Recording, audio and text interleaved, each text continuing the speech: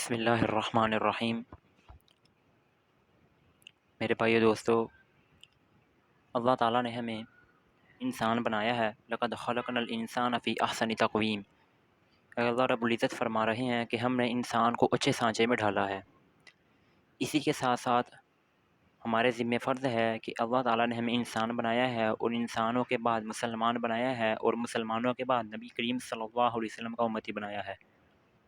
تو ہم سب مسلمانوں کے یہ ذمہ ہے کہ ہم نبی کریم صلی اللہ علیہ وسلم کی زندگی کے حالات کو جانیں، نبی پاک صلی اللہ علیہ وسلم کی زندگی کے حالات کو پڑھیں، صحابہ کرام رضوان اللہ علیہم اجمعین کے واقعات کو، ان کی زندگی کو، ان کے سوانح کو ہم پڑھیں اور اپنے بچوں کو اور اپنی آنے والی نسلوں کو اس دین کی اشاعت کے لیے اور دین کی حفاظت کے لیے ہم تیار کریں۔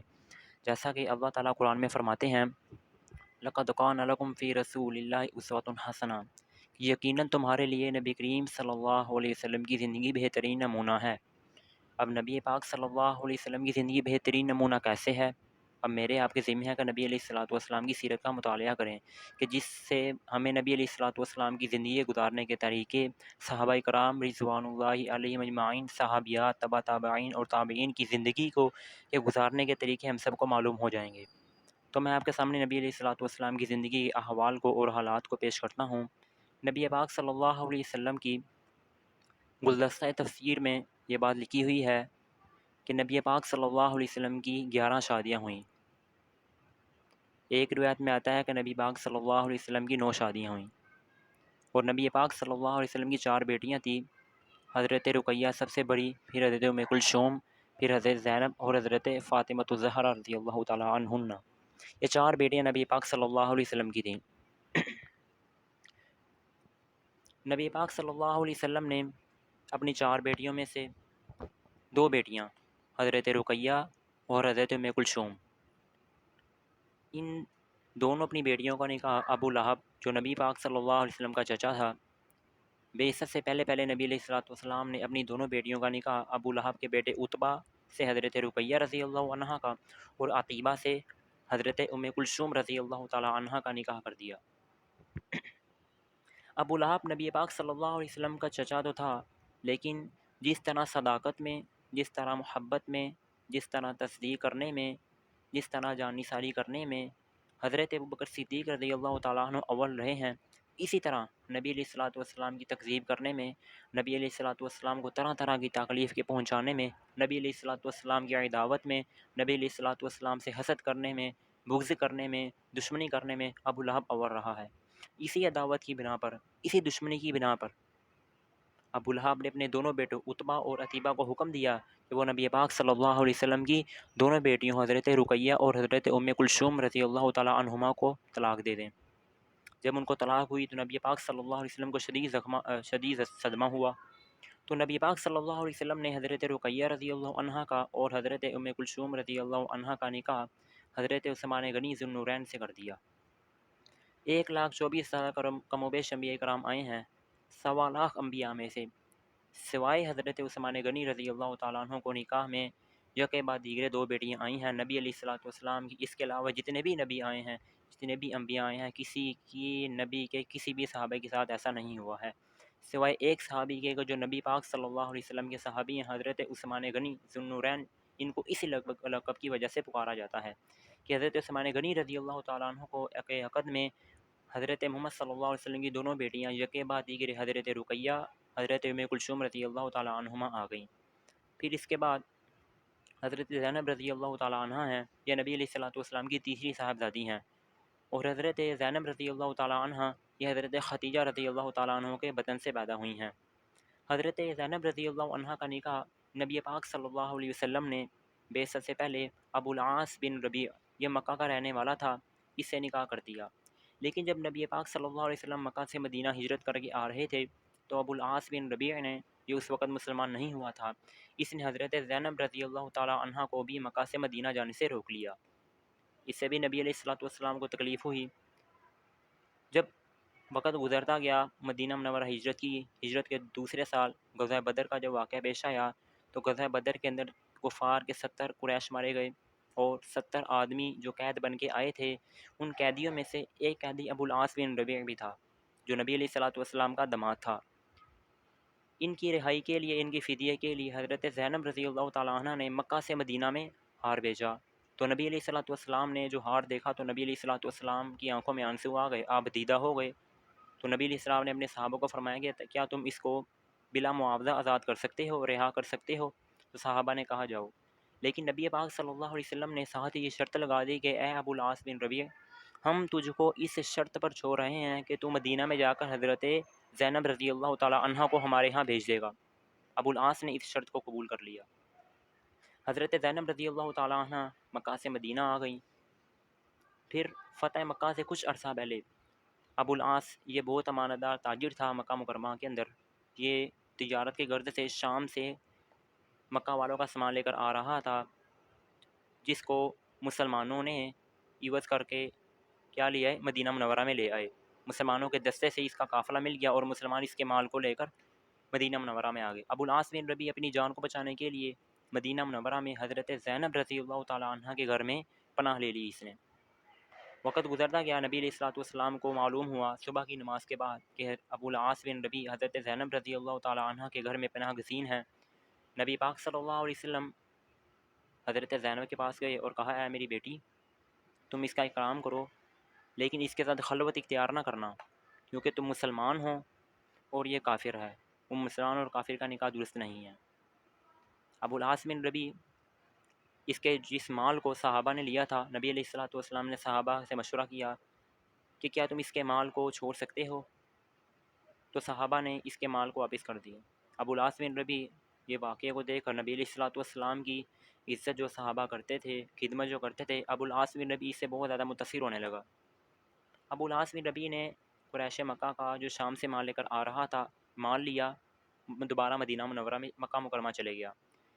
مکہ میں جانے کے بعد اس نے سارے مکہ والوں کو اکٹھا کیا، پھر اس نے کہا کہ اے مکہ والو، کیا میں نے تم سے کبھی بددیانتی کی ہے؟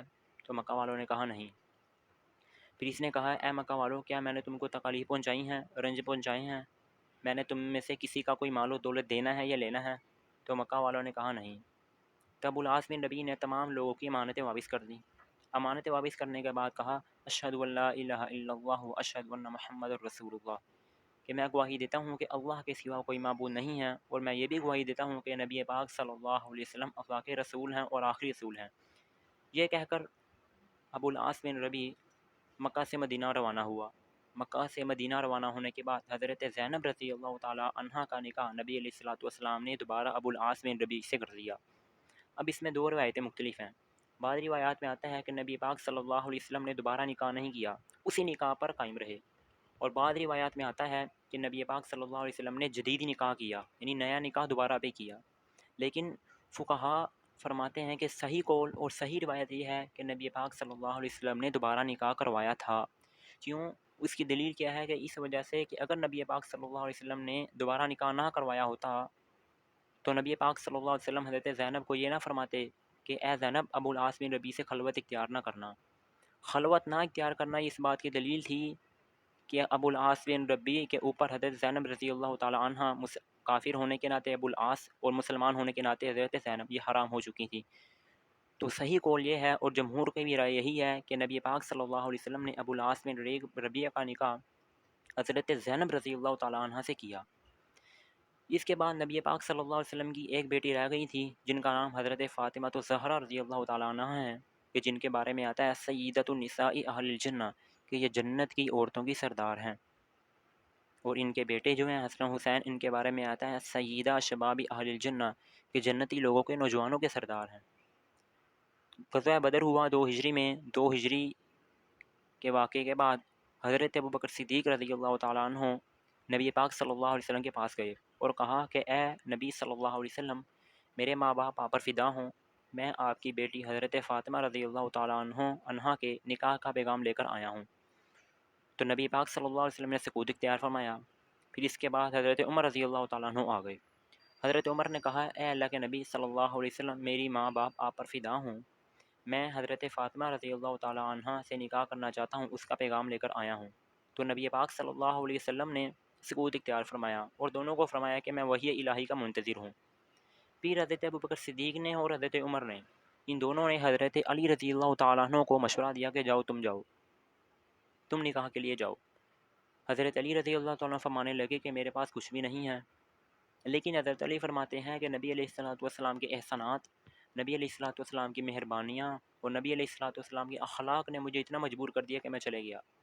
میں نبی پاک صلی اللہ علیہ وسلم کی خدمت میں حاضر ہوا اور میں نے کہا، اے اللہ کے نبی صلی اللہ علیہ وسلم، میرے ماں باپ آپ پر فدا ہوں، میں حضرت فاطمہ الزہرا رضی اللہ تعالیٰ عنہ سے نکاح کا ارادہ رکھتا ہوں۔ تو نبی پاک صلی اللہ علیہ وسلم فرماتے ہیں کہ مجھے وحی کے ذریعے سے معلوم کرا دیا گیا کہ آپ حضرت علی کا نکاح حضرت فاطمہ الزہرا رضی اللہ تعالیٰ عنہ سے کر دیں۔ اور معجم طبرانی کی ایک روایت میں آتا ہے کہ نبی پاک نے فرمایا کہ اللہ تعالیٰ نے مجھ کو حکم دیا ہے کہ میں حضرت علی اور حضرت فاطمہ کا نکاح کر دوں۔ تو نبی پاک صلی اللہ علیہ وسلم نے حضرت علی سے کہا، اے علی تمہارے پاس کچھ ہے، مکان ہے رہنے کے لیے؟ حضرت علی نے فرمایا نہیں۔ تو نبی صلی اللہ علیہ وسلم نے فرمایا، اے علی وہ زیرہ جو تمہیں بدر کے اندر مال غنیمت میں ملی تھی وہ کہاں ہے؟ مال غنیمت کے طور پر جو تمہیں بدر کے اندر زیرہ ملی تھی وہ کہاں پر ہے؟ حضرت علی رضی اللہ تعالیٰ عنہ نے فرمایا کہ وہ زیرہ یہ ہے۔ نبی پاک صلی اللہ علیہ وسلم نے فرمایا اس کو بیچو۔ حضرت علی رضی اللہ تعالیٰ عنہ وہ زیرہ بیچنے گئے ہیں کن کو؟ حضرت عثمان غنی کو۔ حضرت عثمان غنی رضی اللہ تعالیٰ عنہ کو جو وہ زیرہ بیچی تو 480 درہم کے اندر وہ زیرہ بکی۔ 480 درہم کے اندر جب وہ زیرہ بکی، وہ زیرہ کے پیسے درہم جو تھے نبی پاک صلی اللہ علیہ وسلم کی خدمت میں لا کر رکھ دیے۔ تو نبی پاک صلی اللہ علیہ وسلم نے فرمایا، اے علی تم اس سے مکان خریدو، کپڑے خریدو، خوشبوئیں خریدو، زندگی کا سامان خریدو، رہنے سہنے کا۔ تو حضرت علی رضی اللہ تعالیٰ عنہ نے ایک مکان خریدا حارثہ بن نعمان رضی اللہ تعالیٰ عنہ کا، جس میں حضرت علی رضی اللہ تعالیٰ عنہ حضرت فاطمہ الزہرا رضی اللہ تعالیٰ عنہ کے ساتھ رہنے لگے۔ پھر جب رخصتی کا وقت آیا اور اسی کا وقت آیا تو نبی پاک صلی اللہ علیہ وسلم نے، یہ بات سب سے اہم ہے آج کے لوگوں کے لیے، وہ یہ ہے کہ جب جہیز کی بات آتی ہے تو ہم لوگ کیا کرتے ہیں، اپنی بیٹیوں کے رشتوں کے لیے، اپنی بیٹیوں کے سسرال کو خوش رکھنے کے لیے، اس بیٹی کا باپ اپنے بیٹی کو خوش رکھنے کے لیے اور اپنی بیٹی کے سسرال کو خوش رکھنے کے لیے اتنے جائیداد اور اتنا جہیز دے دیتا ہے کہ وہ 2-3 سال اس کا قرضہ ہی ادا کرتا رہتا ہے۔ تو میرے بھائی اس واقعے کی طرف سب سے اہم اشارہ ہے کہ حضرت علی رضی اللہ تعالیٰ عنہ کے پاس رہنے کے لیے گھر نہیں ہے۔ تو نبی پاک صلی اللہ علیہ وسلم نے جب حضرت فاطمہ الزہرا رضی اللہ تعالیٰ عنہ کی شادی حضرت علی سے کی تو 5 چیزیں دیں جہیز میں۔ کتنی چیزیں؟ 5۔ سب سے پہلی ایک چیز لحاف دیا، ٹھیک ہے، ایک چیز لحاف دی، اور پھر ایک چمڑے کا گدا دیا، اور وہ چمڑے کا جو گدا تھا وہ روئی کی بجائے کھجوروں کی چھال سے بھرا ہوا تھا۔ پھر اس کے بعد 2 چکیاں دی آٹا پیسنے کے لیے، پھر اس کے بعد ایک مشکیزہ دیا، چوتھی، پھر اس کے بعد 2 مٹی کے گھڑے دیے۔ تو میرے بھائی دوست، اگر حضرت محمد صلی اللہ علیہ وسلم جہیز کا سامان دینا چاہتے تو حضرت علی رضی اللہ تعالیٰ عنہ کو حضرت عثمان غنی اور ابو العاص بن ربیع سے زیادہ دینا چاہیے تھا، کیونکہ حضرت علی رضی اللہ تعالیٰ عنہ دنیاوی اعتبار سے حضرت عثمان غنی اور ابو العاص بن ربیع سے مالی اعتبار سے کمزور تھے۔ تو نبی پاک صلی اللہ علیہ وسلم نے اس وقت بھی اللہ تعالیٰ کی حکمت کے خلاف اور اپنی نبوت کے خلاف کسی کام کو نہیں کیا۔ پھر حضرت علی رضی اللہ تعالیٰ عنہ کی شادی حضرت فاطمہ الزہرا سے ہو گئی، پھر حضرت حارثہ بن نعمان رضی اللہ تعالیٰ عنہ کے گھر میں جو انہوں نے لے لیا اس میں رہنے لگے۔ میرے بھائی دوستو، یہ سارا واقعہ بتانے کا مقصد یہ تھا کہ ہم نبی پاک صلی اللہ علیہ وسلم کی زندگی کو دیکھیں کہ نبی پاک صلی اللہ علیہ وسلم نے اپنی زندگی کس طرح گزاری ہے، نبی کریم صلی اللہ علیہ وسلم نے اپنے صحابہ کی تربیت کیسے کی ہے، اور صحابہ کو دیکھ کر تابعین نے، تبع تابعین نے، اور آج تک جو دین ہم تک پہنچا ہے یہ کس طرح پہنچا ہے، کتنی قربانیوں سے پہنچا ہے۔ اللہ تعالیٰ سے دعا ہے کہ اللہ تعالیٰ ہمیں نبی علیہ الصلوۃ والسلام کی زندگی کو پڑھنے کی بھی توفیق عطا فرمائے، اور اس میں وآخر دعوانا ان الحمد للہ۔